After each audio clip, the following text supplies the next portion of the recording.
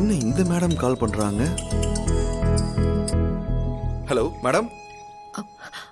Sir எப்படி இருக்கீங்க? நல்லா இருக்கேன் மேம். ஆக்சுவலி எனக்கு ஒரு ஹெல்ப் தேவை. என்னன்னு சொல்லுங்க மேடம், செஞ்சிருவோம். தேங்க்யூ. அதாவது கொஞ்ச நாளா ஒருத்தன் என் பின்னாடியே சுத்தி என்ன டார்ச்சர் பண்ணிட்டு இருக்கான். அவனை எப்படி கண்ட்ரோல் பண்றதுன்னு எனக்கு புரியல. அவனை என் பின்னாடி வராம இருக்கிற மாதிரி ஏதாவது பண்ண முடியுமா சார்? எவனு சொல்லுங்க மேம், நீங்க சொல்லுங்க மேம். அவன் கைய காலை எடுத்துறேன். நீங்க ஒரு குழந்தையோட அம்மா, அவன் உங்க பின்னாடி வரான்னா அவன் எவ்வளவு மோசமானவனா இருப்பான் சொல்லுங்க மேடம். அவனை என்ன செய்யணும்னு சொல்லுங்க. ஐயோ சார், அப்படியெல்லாம் ஏதோ செஞ்சிடாதீங்க சார். அவன் எங்க சம்பந்தி குடும்பத்து பையன்.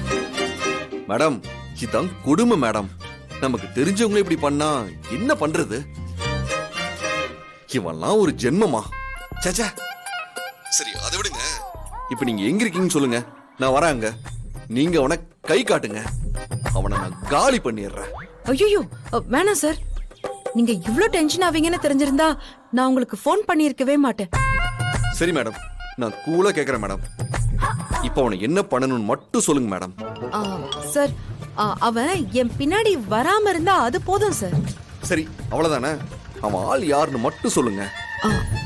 ஐயோ சார், அவன் இந்த ஏரியால இருக்கிற பெரிய மனுஷனோட பையன் சார். மேடம், நாங்களும் யாருக்கும் சலைச்சவங்க இல்ல மேடம். அவன் எவ்வளவு பெரிய ஆளா இருந்தாலும் நான் பாத்துக்கிறேன். அதுக்கு இல்ல சார், அவனோட அப்பா வந்து. என்ன மேடம், பயப்படாம சொல்லுங்க. அவனோட அப்பா பேரு ஈஸ்வரமூர்த்தி சார்.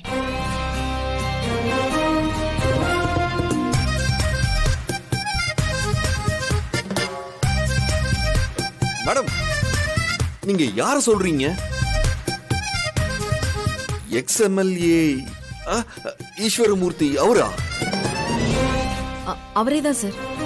அவரோட ரெண்டாவது பையன் தான் என் பின்னாடி சுத்திக்கிட்டே இருக்கான்.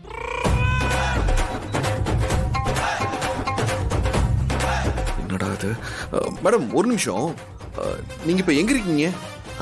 ஏன் சார்? இப்ப நீங்க என்ன கலர் ட்ரெஸ் போட்டிருக்கீங்க? நான் வந்து ஒரு blue colour sorry and red colour blouse போட்டிருக்கேன் சார்.